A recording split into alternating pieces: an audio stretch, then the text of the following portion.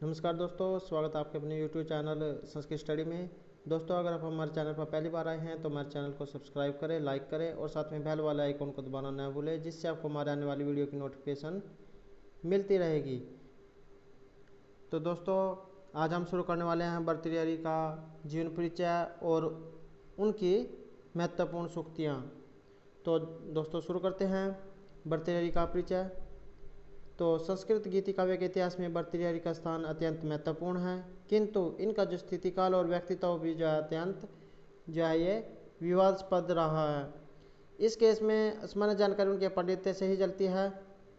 भर्तृहरि के जीवन के जो विषय में कोई भी जो प्रमाणिक जानकारी है ये उपलब्ध नहीं होती है। तो भर्तृहरि ने जो अपने ग्रंथ में अपने जीवन के विषय में कोई भी परिचय नहीं दिया है। प्रसिद्ध लोक कथाओं और जो जनश्रुति है अर्थात लोगों की जो बातें हैं उनके अनुसार जो भर्तृहरि जो सम्राट जो विक्रमादित्य थे उनके भाई थे। यदि इस जो है लोगों की जो जनश्रुति है इसे सही भी मान लिया जाए तो इससे जो महाराज भर्तृहरि की जो स्थिति काल है उसके बारे में जो सही प्रमाण है वो उपलब्ध नहीं होते हैं।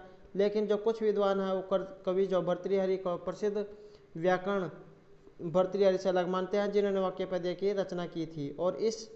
और जो चीनी यात्री सिंह है उसके अनुसार इनकी जो मृत्यु है 650 जो ईस्वी है इसमें हुई थी और अधिकांश जो विद्वान है इसके पक्ष में हैं।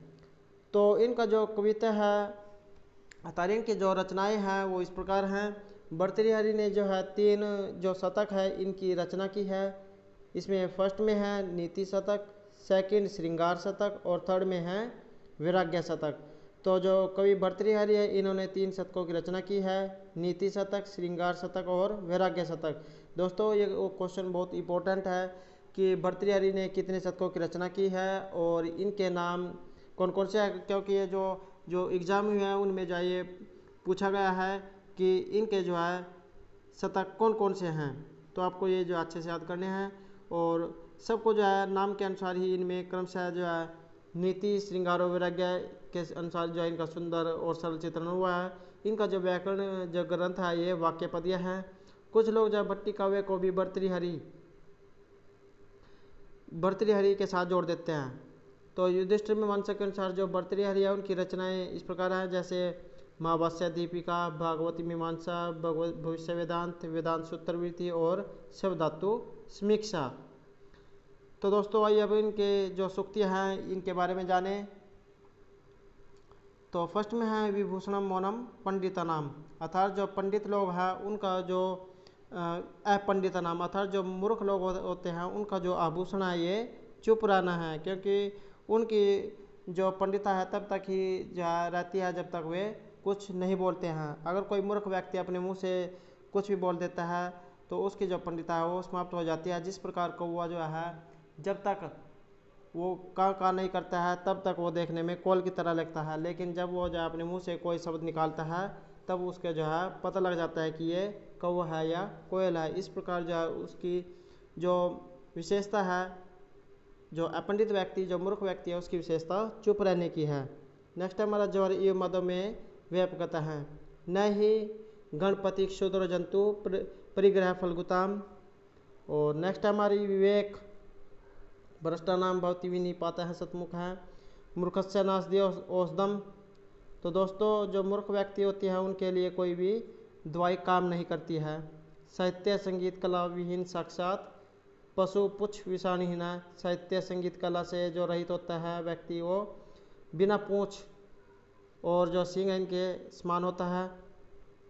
सत्यम आभूषण भूषण वाणी रूपी जो आभूषण है ये सदा रहने वाला है। विद्या विहीन पशु और सत्संगति कथ्य किम न करोति पुंसाम प्रारब्धम उत्तम जना न परित्यजंती। जो उत्तम लोग होते हैं वो किसी कार्य को जो प्रारंभ करके उसे बीच में नहीं छोड़ते हैं।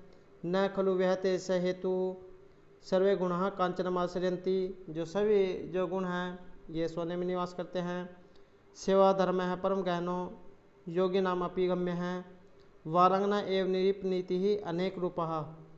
वारंगना अजाल स्त्रियों की तरह ही जो है राजा की भी जो नीति है ये अनेक रूप की होती है। जिस प्रकार स्त्रियों के अनेक रूप होते हैं उस प्रकार एक राजा की जो नीति होती है, चाल होती है, वो भी अनेक प्रकार की होती है। नेक्स्ट हम छाया एवं मैत्री खलु सजना नाम। अर्थात जो अच्छे व्यक्ति होती हैं उनकी जो मित्रता है वो एक पेड़ की तरह होती है। प्रकृति सिद्धम इदम ही महात्मा नाम। नेक्स्ट है हमारा संतान के उद्दिष्ट विषम असिधारा वर्तम इदम स्वभाव ऐसा परोपकारी नाम। तो दोस्तों ये जो सूक्तियाँ हैं ये जो एग्ज़ाम के लिए काफ़ी इम्पोर्टेंट है और इनमें से जो क्वेश्चन ज़रूर पूछा जाता है। नेक्स्ट है हमारा स्वभाव ऐसा परोपकारी नाम और न निश्चित अर्थ आदि वर्तम अनिर्धार धीरा विभाचित काया है करुणा परानाम। नेक्स्ट है हमारी सतमित्र लक्षणम इदम पर्वतनीत संत हैं प्रारभ्यते न खलु, ये है खलु। प्रारभ्यते न खलु विघ्न भय निचय, अर्थात जो दुष्ट व्यक्ति होते हैं वो जो है विघ्न अर्थात कार्य के खराब होने के डर से किसी भी कार्य जो है उसको शुरू ही नहीं करते हैं। नेक्स्ट हमारा मनस्वी कार्यार्थी न गणपति दुखम न च सुखम प्रविचलंती पदो न धीरा। जा तो जो धैर्यशील व्यक्ति होते हैं वे अपने जो पथ है मार्ग है उससे कभी भी नहीं विचलित होते हैं। शीलम परम भूषणम और विधिर अहो बलवानीति में मीत हैं नमस्त तत्कर्मेभ्यो विधिरपि येभ्य प्रभवती ही भवती हृदय दासी शल्यतुल्लो विपाक हैं। तो दोस्तों ये थे हमारे आज के महत्वपूर्ण सूक्तियाँ। दोस्तों अगर आपको हमारे ये क्वेश्चन अच्छे लगे हों तो हमारे चैनल को सब्सक्राइब करें, लाइक करें और साथ में बेल वाले आइकन को दबाना ना भूलें, जिससे आपको हमारे आने वाली वीडियो की नोटिफिकेशन मिलती रहेगी। और दोस्तों हमारे साथ अंत तक बने रहने के लिए धन्यवाद।